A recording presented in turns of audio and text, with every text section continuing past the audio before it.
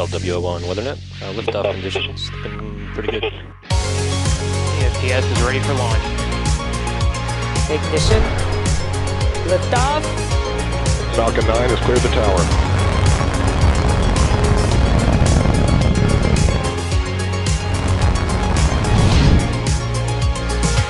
Ten, 9, 8. Side booster ignition. 6, 5, 4, 3, 2, 1.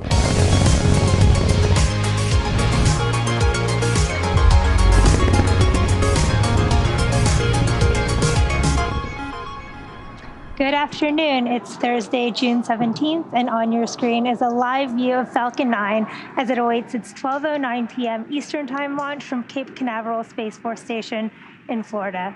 My name is Yo Mezo, and I'm a propulsion engineer here at SpaceX. Welcome to our webcast coverage for GPS-3 Space Vehicle 5 for the Space Force, SpaceX's 19th launch this year. GPS, originally developed by the U.S. Air Force and formerly known as the Global Positioning System, is a constellation of orbiting satellites that provide precise position, navigation, and timing data to military and civilian users globally. The U.S. Space Force continues to provide this free service to more than 4 billion users worldwide. For many of today's viewers, GPS services aren't new. If you're like me and have ever used your phone's mapping service or retrieved coordinates for a location via a pin drop, then you've received information from a satellite within this system. Collectively, with the system's already operational satellites, the payload today will further the U.S. Space Force's ability to provide mission-critical global access, persistence, and awareness for our national security. Before we dive deeper into learning more about the GPS satellite and its capabilities, let's take a closer look at the vehicle on your screen. Falcon 9, our two-stage liquid-fueled launch vehicle, is in position at Space Launch Complex 40. Now, while the booster supporting today's mission is flying for the second time, today marks the first time that SpaceX is supporting a U.S. Space Force mission with a reused booster. And to top it off, this particular booster debuted right here on Slick 40 for last year's GPS-3 Space Vehicle 4 mission. Now, if you're new to our webcast or are unfamiliar with the Falcon 9, what you see at the bottom two-thirds of the vehicle are soot markings from its previous flight. These markings are located on what we call the first stage. The first stage's primary role, with the help of its 9 Merlin engines, is to accelerate the vehicle all the way to the edge of space, where it will then drop off the second stage carrying the payload. Following its drop-off of the second stage, the first stage will make its way back to Earth, where we'll attempt to recover it on our autonomous drone ship, Just Read the Instructions, which you can see there. Now, if you turn your attention to the section above the first stage and the black carbon fiber inner stage, you'll see the Falcon 9's second stage. About 2.5 minutes into flight, the first and second stage will separate, and the second stage will ignite its single MVAC engine to carry the GPS satellite to a highly elliptical orbit. Separation from second stage will then occur, and then the satellite will perform burns. Finally, above this stage, placed at the very top of the vehicle, you'll see this nose cone structure called a fairing. Inside that structure is where the GPS-3 satellite is currently sitting. The two fairing halves are safely encapsulating the satellite to protect it from aerodynamic heating, loads, and contamination during ascent. The fairing halves we are using today are new, and we'll recover them using our chartered recovery ship, HOS Briarwood. Once the fairing reaches the vacuum of space, we will jettison the fairing halves as the second stage continues on its journey to orbit. Good morning from SpaceX headquarters in Hawthorne, California. I'm John Innsbrucker, Falcon Principal Integration Engineer. The launch vehicle and satellite vehicle teams are ready for launch as we approach T-minus 10 minutes, 45 seconds to liftoff. This is our 4th GPS launch, and all 4 have been from Space Launch Complex 40. Now, earlier today, the satellite team performed functional checkouts of the GPS satellite, and the satellite went on internal battery power at T-minus 15 minutes. The Falcon 9 team began their final checks at T-minus 2 hours, and most recently, we completed the poll to proceed with propellant load and launch. This was at T-minus 38 minutes, and all parties were go. Now, the team at Cape Canaveral began loading propellant on time at T-minus 35 minutes. Falcon 9 is a bipropellant vehicle. That means it uses 2 propellants, a fuel and an oxidizer. For Falcon 9, our fuel is a refined form of kerosene known as RP1. Now, to burn the fuel, we need an oxidizer. Now, most burning on Earth uses oxygen, which makes up about 21% of the air you breathe. However, in space, there's no atmosphere to provide oxygen or other oxygen-bearing molecules, so the rocket needs to carry its own oxidizer to space. And in our case, our oxidizer is super chilled liquid oxygen, referred to as densified LOX. The liquid oxygen is chilled well below its boiling point, and that increases its density, which allows us to load more into the first and second stage LOX tanks. Now, currently, fuel loading is complete on the second stage. Fuel loading is continuing on the first stage for another few minutes and will wrap up at T-minus 6 minutes. The liquid oxygen loading is continuing on both the first and second stages, and you can see the gaseous vapor coming off of both tanks as that ultra-cold liquid oxygen contacts the skin of the vehicles and the floor to air. Now, in addition to its propellants, Falcon 9 also needs an ignition source to start burning the fuel and oxidizer. And for that, we use the chemical T-tub that stands for triethyl aluminum and triethyl borane. Now, when it's fully fueled, Falcon 9 first and second stages combine to carry over 1.1 million pounds of propellant. And we're going to burn through most of that over the 8.5 minutes it takes to land the first stage and get the second stage into its initial orbit.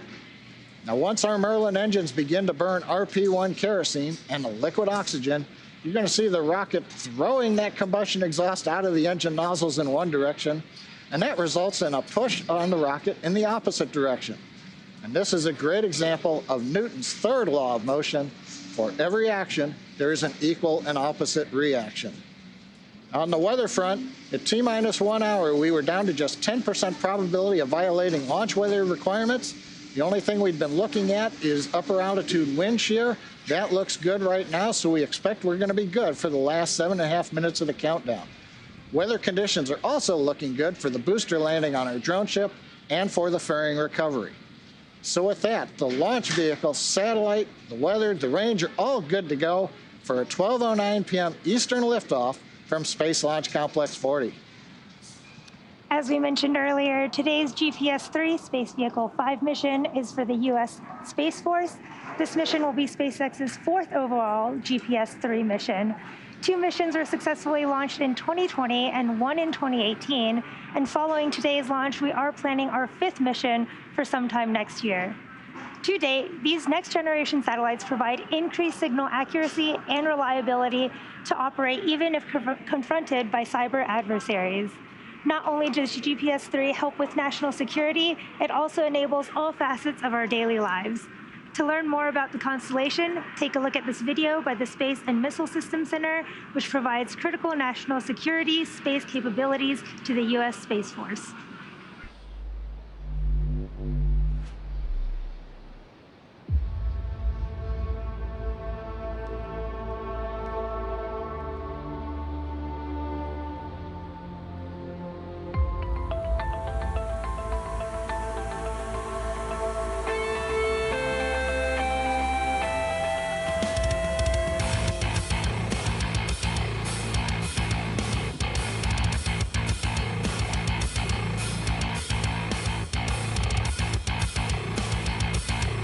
Stage 1, RP1 load closed out.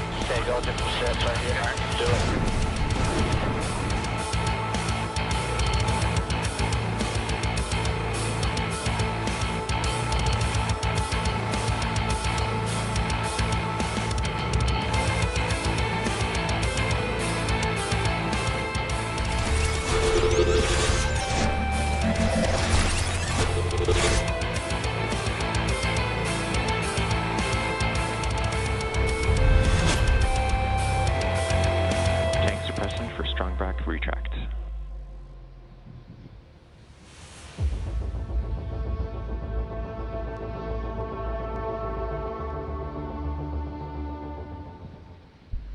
It is T-minus 4 minutes, 35 seconds.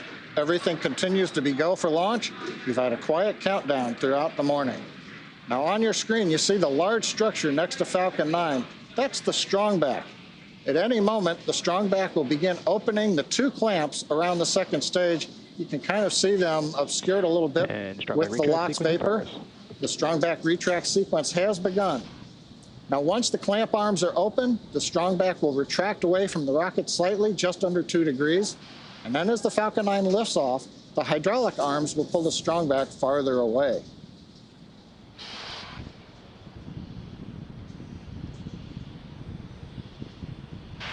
Get a little bit of a view as the arms come open. Next up now is the strongback will begin to recline away from the Falcon 9.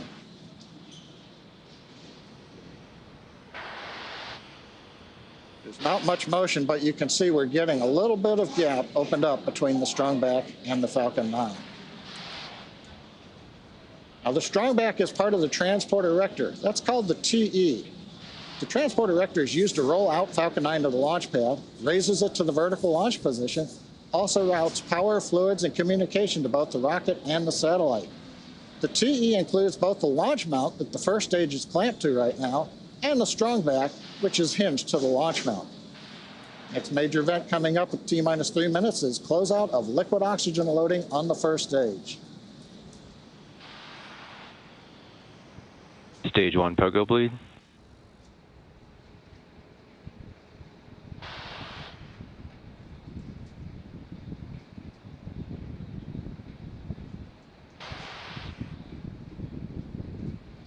We're closing out liquid oxygen loading on the first stage. Falcon 9 and GPS teams are continuing to track no issues for launch. The weather continues to look good. The range is ready to support. Now, the SpaceX team is monitoring completion of LOX loading on stage 2. That's due to finish up at about T-minus 2 minutes. And as a reminder, if we have to call a hold on today's launch, we have a backup opportunity tomorrow with a liftoff time of 12:05 p.m. Eastern.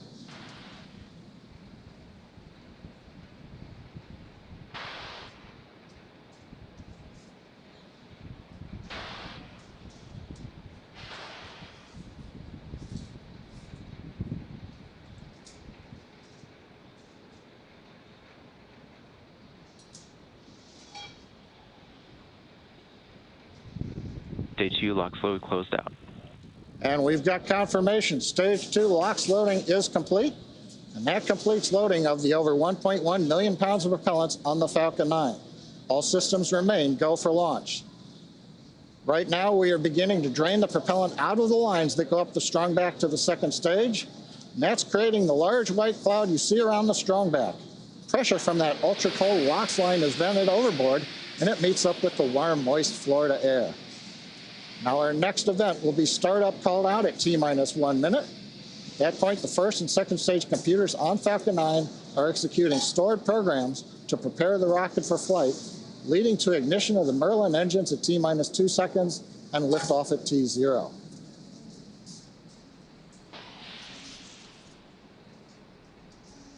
Falcon 9 is in startup. Falcon computers are running the final sequence for launch. We're also pressurizing first and second stage tanks for liftoff pressure.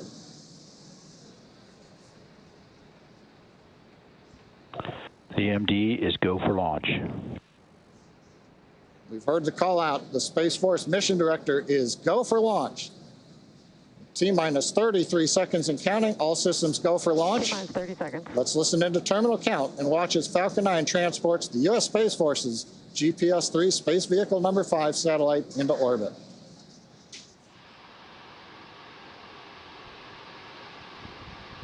T-minus 15 seconds.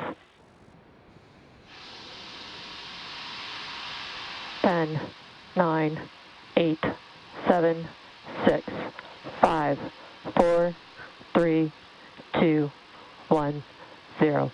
Ignition. And liftoff. Go Falcon, go GPS.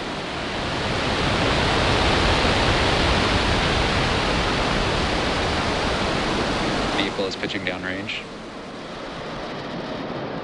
Stage 1 chamber pressures are nominal.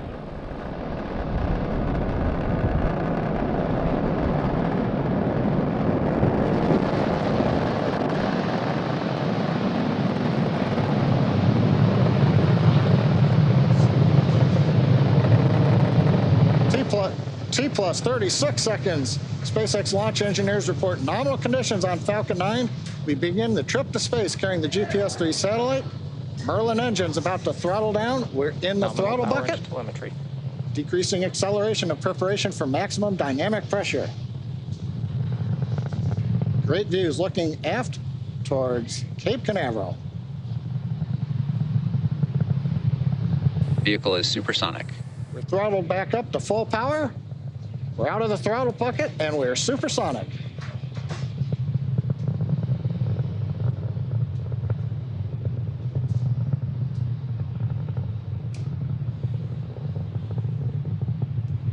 Now, from here on, even though velocity is rapidly increasing, the atmospheric density is decreasing. And that's resulting on less loads on the Falcon 9.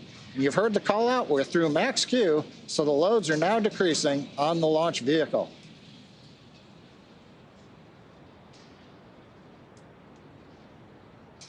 MVAC engine chill has started. That call out says the bleed valve on second stage engine is open, and that's beginning a final chill of the MVAC engine prior to second stage ignition. All's looking good with the stage 1 trajectory. And we've got 3 events coming up in quick succession. We're going to have main engine cutoff, MECO as we call it. The first and second stages will then separate. And then we will have ignition of the second stage engine to propel Falcon 9 into the first parking orbit.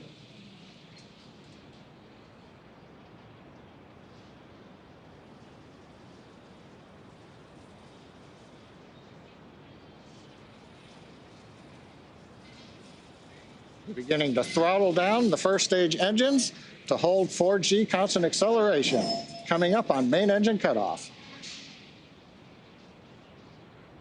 MECO. Stage separation confirmed.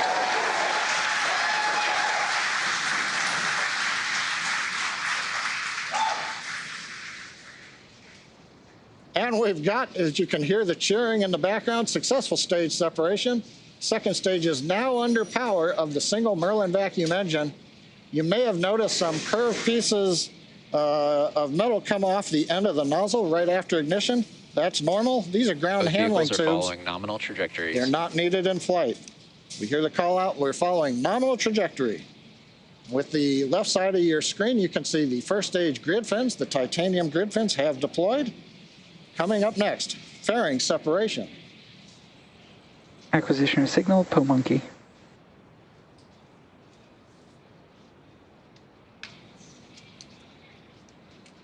Fairing separation confirmed. A nice view from the second stage camera showing successful fairing deploy as Falcon 9 is passing through 110 kilometers altitude. Now we will be attempting to retrieve these new fairing halves with the help of our contracted recovery vessel, HOS Briarwood.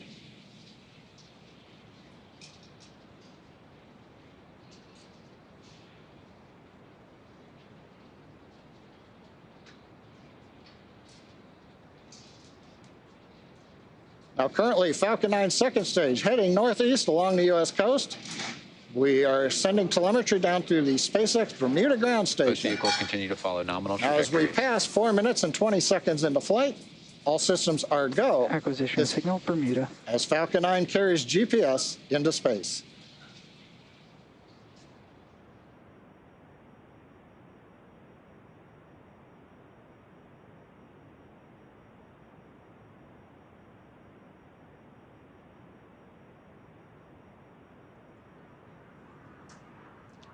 It's T plus 4 minutes and 45 seconds here into today's mission, and we're currently in the first of 2 planned MVAC burns for satellite deployment.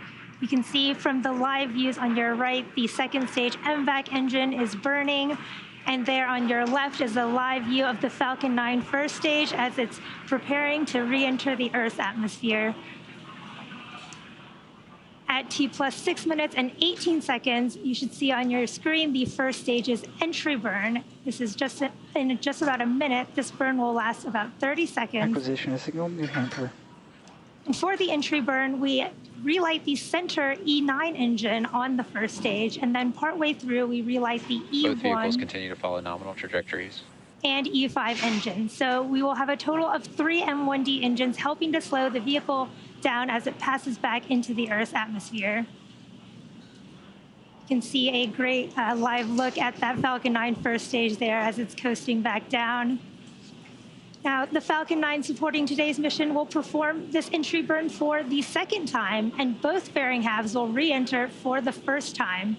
This booster previously supported the November 2020 GPS-3 mission, and we're pretty excited to watch today's landing because it marks the first mission we're supporting for the U.S. Space Force with a flight-proven booster. Now, entry burn will start in just a few seconds here. Listen for the call out. Stage 1, flight termination system is safe. Stage 1, entry burn has started. You heard the call out, and you can see on your screen, stage 1 entry burn has started. This burn lasts about 30 seconds.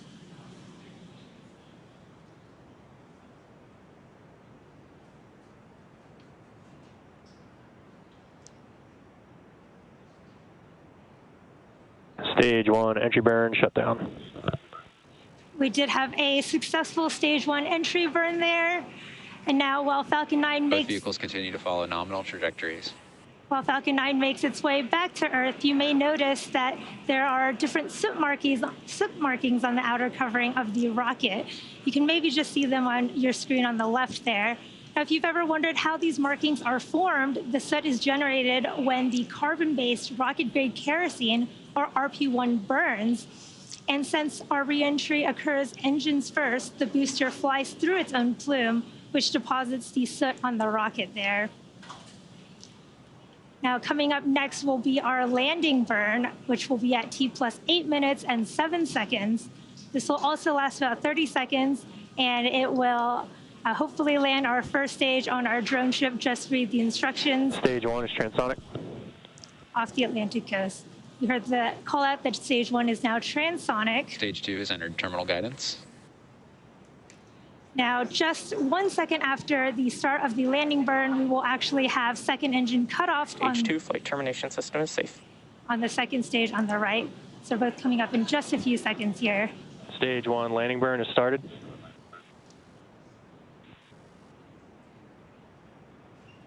can see that stage 1 entry burn. SECO 1. Landing burn. And SECO 1. There's the first stage coming in.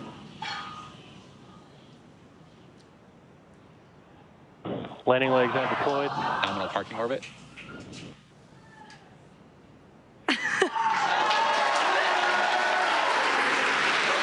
1, landing confirmed. What a beautiful view of that first stage landing. And we did get a confirmation from our second stage of a nominal orbit. You can hear the cheering in the background. Everyone's really excited.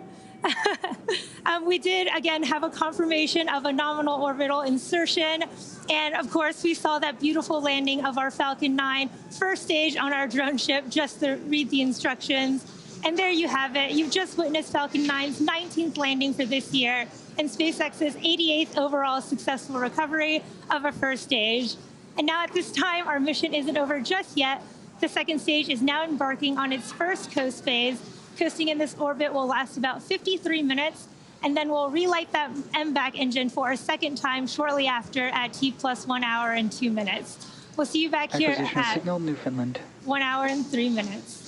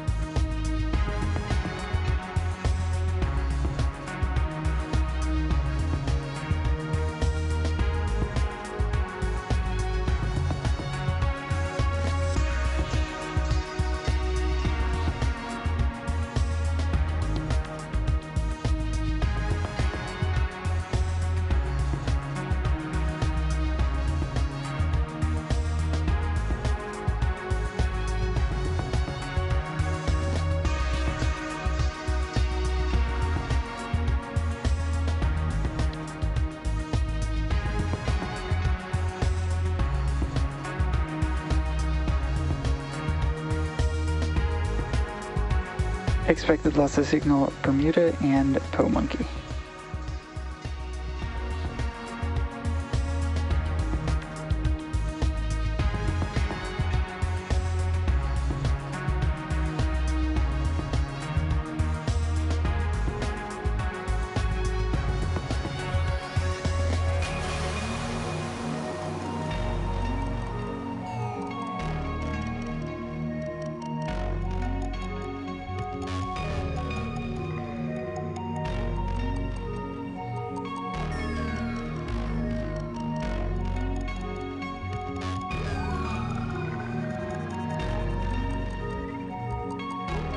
Expected loss of signal New Hampshire.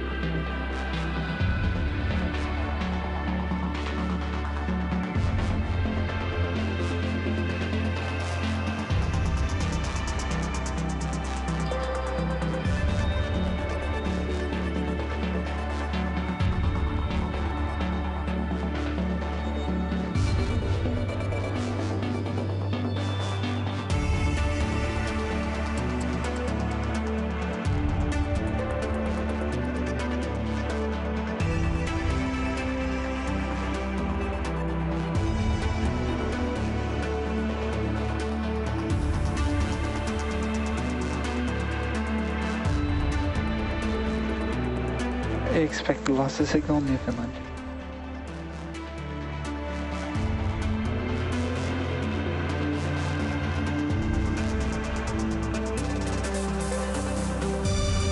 Acquisition of signal Goonhilly.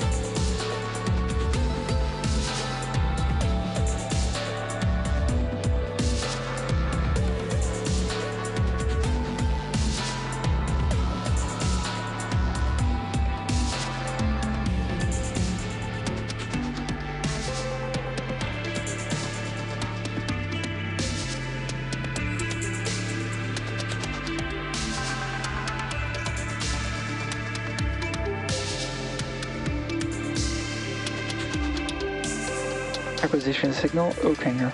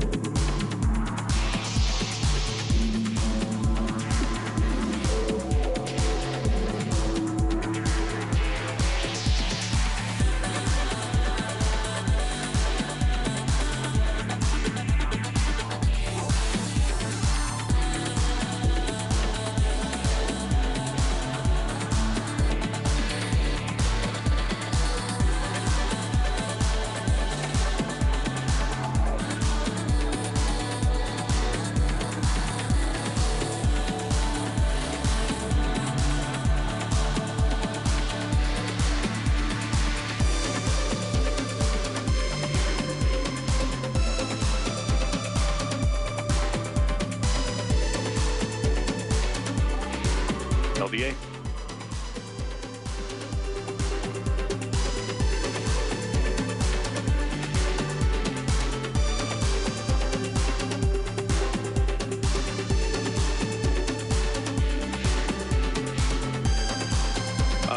I also say safety already left. They already told me they have no reportable items as well. To Mike, it was a relatively clean count. Though we had the Doppler wind issue.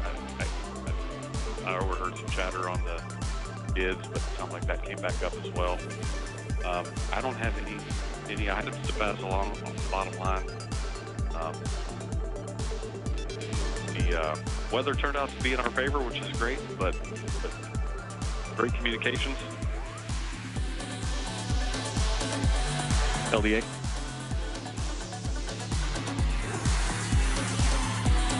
Okay, how about now?